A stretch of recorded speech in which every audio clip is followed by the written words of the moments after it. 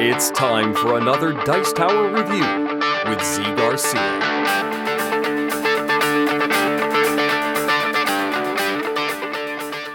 Hey folks, today we're going to take a look at a little card game for 2 players, 10 minutes. Eminent Domain Microcosm. This is a spin-off, of course, of Eminent Domain, only for 2 players using some of the same graphics, but really it's its own animal. I'm going to give you a quick overview of how the game works, then we'll come back and I'll tell you what I think of this tiny little package.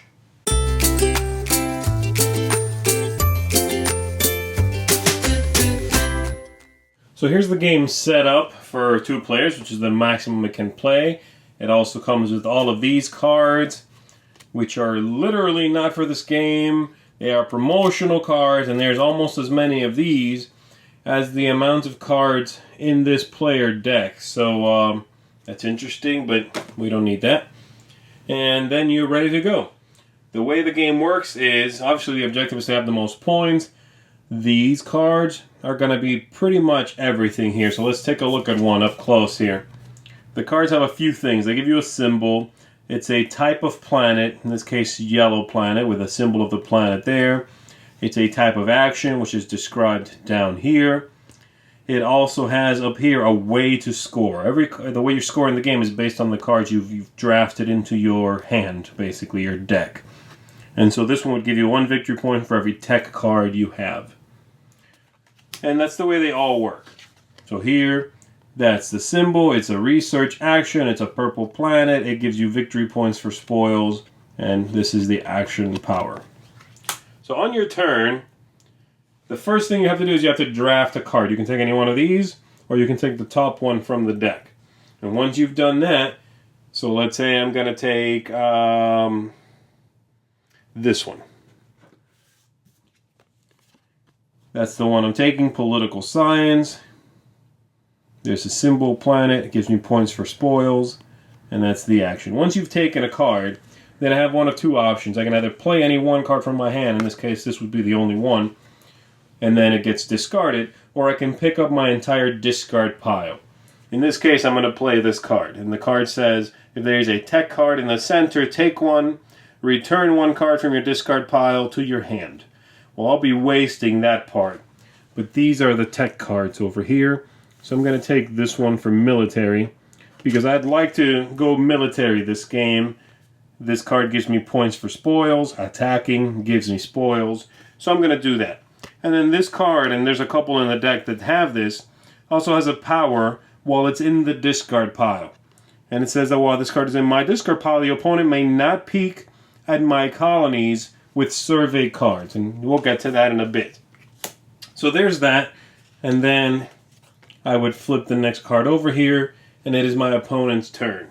I'm going to give you a little closer look here at some of the cards that come in this player deck. There's 18 cards in here, by the way, and once those cards are gone, the game will be over, but I'm going to show you what they do pretty much. The actions themselves. These things are pretty straightforward. 1 victory point per tech means for every one of these tech cards you have. And then the planet, some cards will score based off of specific planets and such symbols. But this one basically colonizes one of the big ones. It repeats several times in the deck. This one says you get to reveal those icons, and you can take a planet with that cost. And so the 3 planet stacks, let's move this for a second or here. There we go. There are 3 stacks of planets. They have just a few cards in each. And right here they tell you to attack them. There's a specific distribution. There's 4 planets in here, for example, and there's a 0, a 1, a 1, and a 2.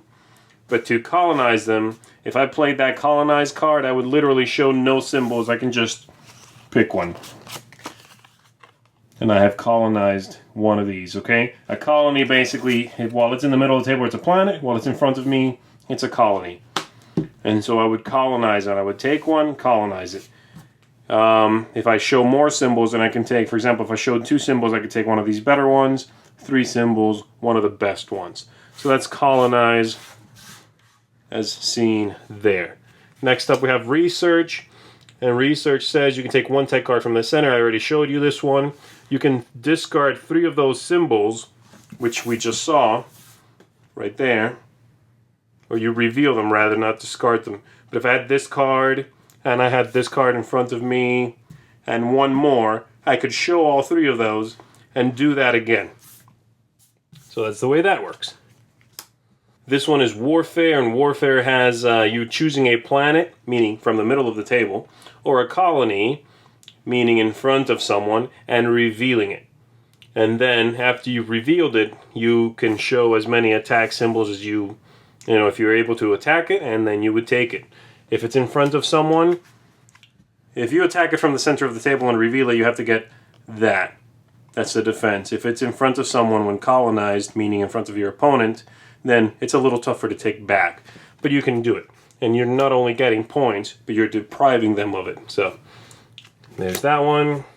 By the way, this one gives you spoils, which means you take the planet, but you put it aside, sideways and aside, meaning you cannot count the symbol on it for other actions. So you've went in there and burnt the planet, but you can't keep using its resources, basically.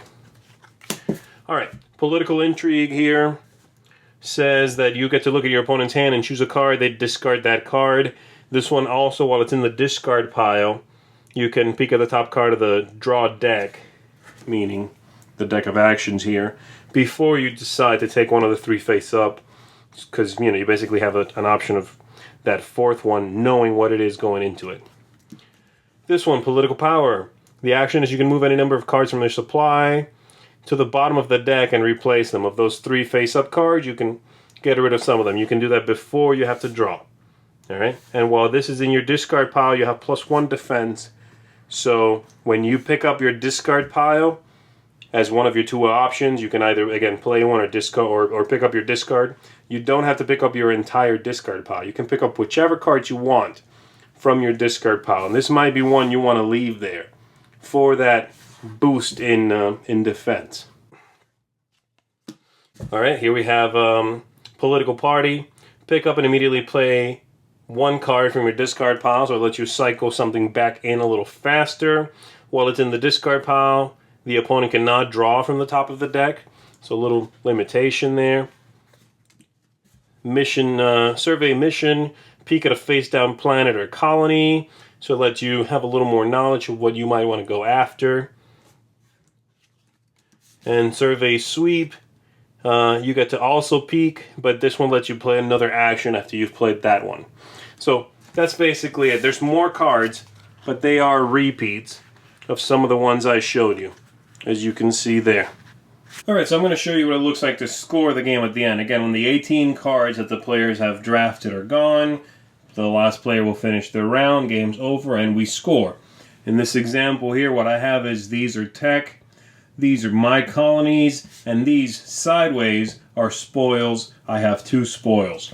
So now I pick up every card I have in my hand or in my discard pile, and I'm going to take a look at the victory conditions here. So this one says per spoils, per spoils. Any more of those? No. So I have 2 of these, and so per spoils I would get 2 victory points, 2, 4. Okay? This one says per Earth-like planet, per green planet. I don't have any more of those. No, I do not.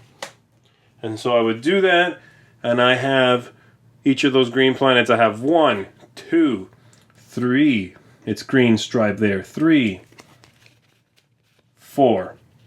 Alright, so 4 and 4 is 8 points. This one says per tech. I have another per tech here. Alright, so both of these are going to give me 2, 4, 6. I am at 14 points. I hope I'm doing my math here right, but forgive me if I'm not. I have a per colony.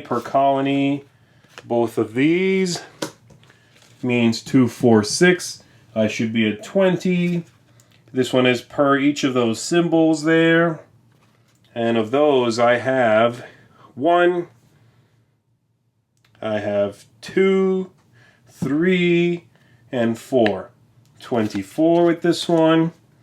And then this says per red planet, 24, 25, 26. There's a red there, 26, 27, 27, 27. And then the last thing I count is victory points on spoils and colonies themselves. So 27, there's one victory point there, 28, 29, and this one has two more, 30, 31. And so that's it. That's how you score. You based on those, you score everything. Whoever has the most points is the winner. All right, so let's get the bad out of the way first. This, half a deck here of promos and such, they don't hurt, right? I mean, they're free promos if you have the other games, but they're a little annoying. Just leave them out or make, I don't know, give me more for this game maybe. It's a little weird, but I don't care. It's more cards for another game. That's actually like 3 other games, but who cares? That's fine.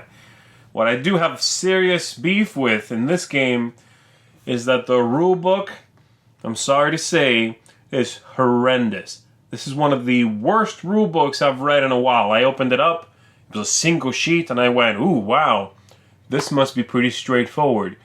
Well, it is pretty straightforward, but the rules have glaring holes where they don't explain things as clearly as they should. I mean, I had the hardest time figuring out what the difference was between a planet and a colony.